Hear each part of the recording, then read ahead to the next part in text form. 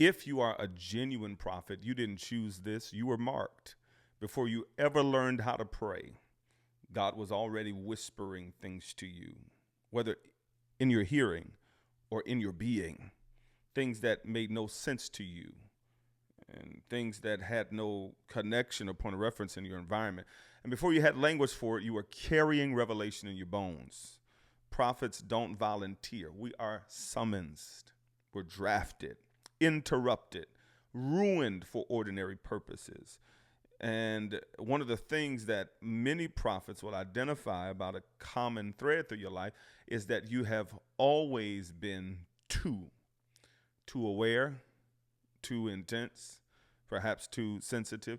And that's because prophets and prophetics, you are not built for comfort. You're built for confrontation, not for confrontation's sake, but for the sake of reformation, not to echo the crowd, but to challenge it. And when the world gets louder, the prophet begins to get clearer. When the church gets numb, the prophet becomes more sensitive. And when people stop listening, the prophet still speaks because obedience matters to prophets more than outcomes. You can't unsee what he shows you.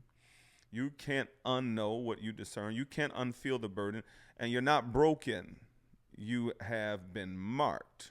You've been burdened. You've been branded. The fire in your mouth is not random. It's an assignment. And you got to learn to steward it, because if you keep trying to run from it, you will burn from the inside out. That's what Jeremiah said. Jeremiah said, I'm not doing this.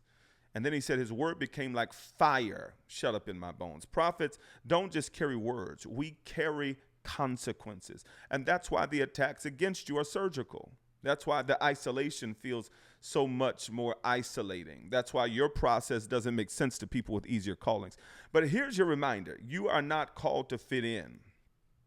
You're called to uproot, to tear down, to build, and to plant. So cry if you need to, prophets, prophetics, but don't quit. There's a war in your spirit, and there's a weapon that God has put in your mouth.